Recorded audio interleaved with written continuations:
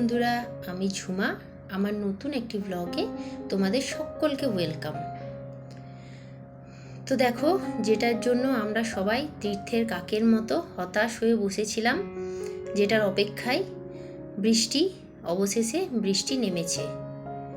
বেটুকে যখন স্কুল থেকে আনছিলাম তখনই মেঘ বেশ কালো করে এসেছিল, আর বাড়ি আসার সঙ্গে সঙ্গে শুরু হলো প্রবল বৃষ্টি। আর এই বৃষ্টিটা দেখে মনটা এত ভালো হয়ে গেল যে কিছু বলার নেই। মানে মনে হচ্ছিল দেখতেই থাকি আর এটা হতেই থাক। তো তা তো করার উপায় নেই, কারণ এদিকে আমাকে বাকি কাজগুলো সেরে ফেলতে হবে, কারণ আজ যাব হচ্ছে একটু আমার বাপের বাড়ি। আর তোমরা যারা আমার ভ্লগ রেগুলারলি দেখো তারা তো জানো যে আমার বর মাঝে মধ্যেই থাকে না, ওকে কাজের জন্য এখানে ওখানে যেতেই হয়। সেরকমই ও এখনও বাড়ি নেই, যার ফলে আমরা মা ছেলে মিলেই যাব। আর যাওয়ার আগে বাড়ির এই টুকটাক কাজগুলো না করে গেলে তো নয়। বাড়ি এসে মানে যখন ফিরবো তখন নোংরা দেখতে আমার একদমই ভালো লাগে না। তো সেই জন্যই এখন এই ফ্রিজটা পরিষ্কার করে নিচ্ছি। ফ্রিজে যত জিনিস ছিল সব বের করে রেখে দিয়েছি, আর তারপরে এই তো একটা ভিজে কাপড় দিয়ে আর একটু সার্ফের জল করে তার মধ্যে দিয়ে ভালো করে মুছে নিচ্ছি। আর যেহেতু খুব কম সময়ের জন্যই যাব, মানে ওই 2 দিনের জন্য যাব। আজকে শুক্রবার, আজকে গিয়ে আবার রবিবার ফিরে আসব। আর এখন তো যাবার কোনো প্ল্যানই ছিল না, কিন্তু আর্জেন্ট একটা কাজ পড়ে যাওয়ার জন্য এভাবে যেতে হচ্ছে। তো দেখো, বলতে বলতে আমার ফ্রিজটা ওইদিকে তো মোছা হয়ে গিয়েছে, আর এইদিকে যা জিনিসগুলো ছিল ভেতরে সব বের করে আমি এরকম টেবিলের ওপর রেখে দিয়েছি। আর এখানে বেশ কিছু জাম আছে। এই জামগুলো না আমাদের বাড়ির, জানো তো, আমার বর এনেছিল ও আগের সপ্তাহে যখন বাড়ি গিয়েছিল। তো এইগুলো যতটা পারবো খেয়ে নেবো, আর বাকি তো ফেলে দিতেই হবে, কিছু করার নেই, কারণ এইগুলো এরমভাবে রেখে দিলে এমনিই নষ্ট হয়ে যাবে। আর বেটু ওই যে দেখো ওইদিকে বসে বসে খাবার খাচ্ছে টিভি দেখতে দেখতে। তো দেখো, আজকের লাঞ্চ খুব সিম্পল আমাদের মা ছেলের।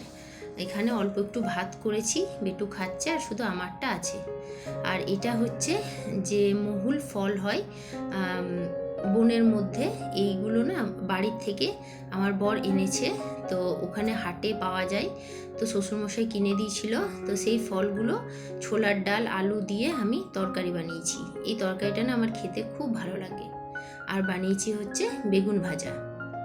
আর এখানে কিছু ছোট ছোট মাছ নিয়েছিলাম, সেটাই করে নিয়েছি। তো খাওয়া দাওয়া করে এখন চলে এসেছি ব্যাগ বাগাতে। যেহেতু অল্প সময়ের জন্য যাচ্ছি, তো খুব একটা জিনিস তো নিয়ে যাবার দরকার নেই। আর ট্রেনে করে যাব, যার জন্য বেশি লাগেজ করলে আমারই অসুবিধা হবে, কারণ বেটুকেও একদিকে ধরতে হবে, আবার ট্রেনে ওঠার নামারও একটা ব্যাপার থাকে। তো ওই জন্য ওই অল্প একটু পিঠে একটা ব্যাগ আর হাতে একটা ছোট্ট খাবারের ব্যাগ নিয়েছি। আর এদিকে বাড়ির আমার সব কাজই হয়ে গিয়েছে মোটামুটি। তো এখন চলে এলাম একটু ইডলি বানাতে। যেহেতু অনেকটা সময়ের পথ, মানে ওই 3.5-4 ঘন্টার মতো পথ, তো বেটু তো রাস্তায় সেরকম কিছুই খেতে চায় না। মানে ট্রেনে যেসব জিনিসগুলো বিক্রি হয় ও সেরকম কিছুই খেতে চায় না। আর শুধুমাত্র স্কুল থেকে এসে ভাত খেয়েছে, তো আর কিছু খাওয়া হবে না, তার আগে আমাদের বেরিয়ে যেতে হবে। তার জন্য ওর জন্যে একটু ওই সুজি আর টক দই দিয়ে ইডলি বানিয়ে নিলাম। আর খুব তাড়াহুড়োর মধ্যে ইডলিগুলো বানিয়েছি, যার জন্য শেপগুলো একদমই ভালো হয়নি। তো ওইটা তোমরা একটু স্কিপ করে নিও। আর এখানে ওর জন্য নিয়েছি একটু মেয়োনিজ, কারণ এখন চাটনি বানানোর মতো সময় বা যে জিনিসগুলো দরকার হয় সেগুলো কোনোটাই আমার কাছে নেই। আর সেরকম হাতের কাছে কোনো ছোট জায়গা পেলাম না বলে ও স্কুল যে টিফিন বক্সটা নিয়ে যায়, সেই টিফিন বক্সটাতেই ইডলিগুলো আমি ভরে নিলাম। তো চলো এবারে রেডি হয়ে নিই। এদিকে বেটু দেখো রেডি হয়ে গিয়েছে। আর ও না, যখন ওর বাবা থাকে না, ও আমাকে অনেক হেল্প করে দেয়। মানে কোনো কাজ ওকে করতে বললে ও না বলে না। ওর মানে সাধ্যের মধ্যে না হলেও, ও করতে না পারলেও সেটা চেষ্টা করে। যেমন দেখো, এই জানলাটা না একটু লাগাতে প্রবলেম হয়, মানে তাড়াতাড়ি লাগানো যায় না, ঠেলে ঠেলে লাগাতে হয়। কিন্তু ও যথাসাধ্য করে ওটা লাগিয়ে তারপরেই ছাড়লো। তো যাই হোক, দেখো এদিকে আমিও রেডি হয়ে নিয়েছি। আর যেহেতু দুপুরবেলায় বেরোতে হচ্ছে আমাদের, মানে আমাদের ট্রেন আছে ওই 4:20-তে, আমরা হাওড়া থেকে ধরবো, কিন্তু এখন বাজে হচ্ছে ওই 2:30-এর মতো। তো একটু আগে আগেই বেরোচ্ছি, যেহেতু হাওড়া অবধি বাসে যেতে হবে, আর এই দুপুরবেলায় না রাস্তায় থাকে প্রচণ্ড জাম, তো যেতে অনেকটাই সময় লেগে যায়, যার জন্য একটু আগে আগে বেরোনোই ভালো। তো এইদিকে যাওয়ার আগে তো সমস্ত লাগিয়ে, মানে প্লাগ সব খুলে যেতে হচ্ছে। আর বাইরের ওয়েদারটা দেখো, বৃষ্টিটা থেমে গিয়েছে অনেকক্ষণই, কিন্তু মেঘটা এখনও, মানে আকাশ এখনও মেঘলা মেঘলা করেই আছে। তো চলো এবারে বেরিয়ে যাই, আর দেরি করব না। আর এইদিকে বেটু তার জুতো পরতে ব্যস্ত, ও জুতো পরতে পরতে আবার সবাইকে একটু হাইও করে নিল। মানে ও তো একদিনের জন্য যা হোক কি 2 দিনের জন্য যা হোক, ও কোথাও যেতে পেলে, কোথাও ঘুরতে পেলে খুবই খুশি। আর বাচ্চা মানুষ তো, ওরা তো খুশি হবেই। যাই হোক, দেখো আমরা বেরিয়ে পড়েছি, আর বেরিয়ে আমরা নিয়ে নিয়েছি হচ্ছে রিক্সা। আমরা রিক্সা করে এখন যাব সোজা বাগুইআটি, আর ওখান থেকে বাস ধরে সোজা চলে যাব হাওড়া স্টেশন। তো এই যে হাওড়া স্টেশন পৌঁছে গিয়েছি, আর বাসে ছিল প্রচণ্ড ভিড়, যার জন্য বাসে কোনো ভিডিও করতে পারিনি। একদম 7 নম্বর প্ল্যাটফর্মে আমরা গিয়ে দাঁড়িয়ে আছি, কারণ এখানেই আমাদের ট্রেনটা দেবে। তো ট্রেন তো ঢুকে পড়েছে, আর আমরা উঠে বসেও পড়েছি। আর কিরম গরম লাগছে দেখছো, আমি পুরো ঘেমে যাচ্ছি, এত গরম। মানে বৃষ্টি হয়েছে, তাও গরমের কমতি তো নেই। তো আমাদের ট্রেন তো ছেড়ে দিয়েছে হাওড়ার থেকে, এবার গন্তব্য আমার বাপের বাড়ি। তো চলো যেতে যেতে তাহলে তোমাদেরকে বলি যে হঠাৎই কেন বাপের বাড়ির উদ্দেশ্যে এরমভাবে রওনা দিচ্ছি।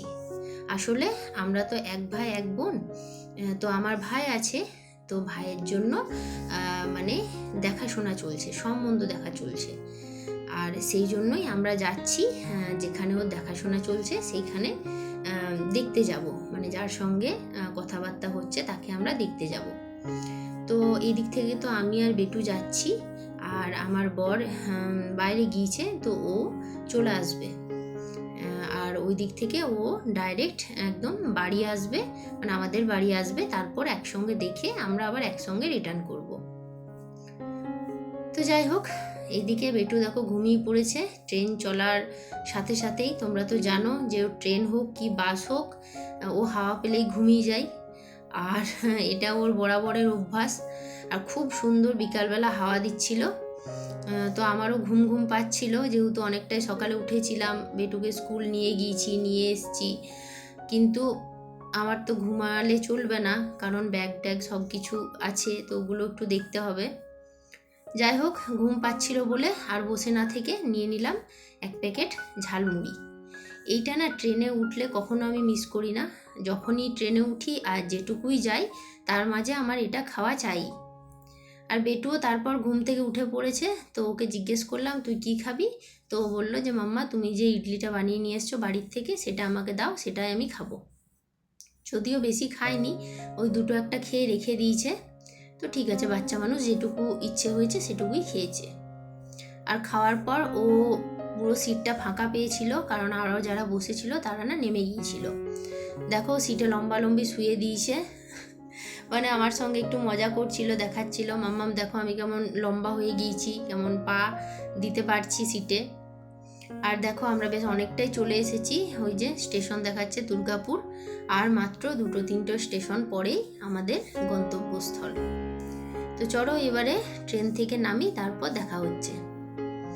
বলতে বলতে দেখো নেমেও পড়েছি ট্রেন থেকে, আর উখড়া আমার বাপের বাড়ির ওখানে স্টেশন, তো ওখানে 2 নম্বর প্ল্যাটফর্মে ট্রেনটা দিয়েছিল, যার জন্য ওই দিকটা পুরো অন্ধকার ছিল। আর ভাই এসেছে আমাদেরকে নিতে, কিন্তু ও প্ল্যাটফর্মের বাইরে দাঁড়িয়ে আছে, তো এখন আমরা ওই জন্য বাইরেই যাচ্ছি। তো চলো এবারে বাড়ি যাই, অনেকটা জার্নি করে এসেছি, তো চোখ মুখ দেখে বুঝতে পারছো যে কেমন লাগছে দেখতে। তো চলো এবারে বাড়ি যাই। তো বাড়ি এসেই ফ্রেশ ট্রেশ হয়ে পেয়ে গিয়েছি আমার প্রিয় খাবার, মানে যেটা খেতে আমি খুবই ভালোবাসি, চা আর হচ্ছে চপ, আলুর চপ। এটা খেতে আমার খুব ভালো লাগে। কিন্তু কলকাতার চপ না আমার একদম ভালো লাগে না, কেন জানি না। ওখানে যে চপের টেস্ট করে সেটা মানে একদম আলাদা, মানে সেরকম ভালো হয়ই না বলতে গেলে টেস্টটা। আর এইদিকে মা আমাদের জন্য বানিয়েছিল রাত্রের খাবার পোলাও, আর বাবা বানিয়েছিল হচ্ছে চিকেন। তো বাপের বাড়ি একদিনের জন্য আসো কি 1 মাসের জন্যই আসো, আরামই আরাম। এখানে তোমার পছন্দের খাবারগুলো তোমাকে বলে দিতে হবে না, ঠিক তোমার সামনে খাবারগুলো চলে আসবে। আর এদিকে মামা আর ভাগ্নে দেখো এসে দুজন গল্প করছে নিজেদের মতো। তো চলো বন্ধুরা, অনেকটা জার্নি করে এসেছি, এবার খাওয়া দাওয়া করি, আর রাত্রি অনেকটা হয়ে গিয়েছে। আজকের মতো ভিডিওটা এখানেই শেষ করছি। ভালো লাগলে একটা লাইক কমেন্ট করো, আর চ্যানেলটা আমার সাবস্ক্রাইব করে দিও। চলো দেখা হচ্ছে আবার নতুন কোনো ভিডিওতে। আজকের জন্য টাটা, সবাই ভালো থেকো, সুস্থ থেকো।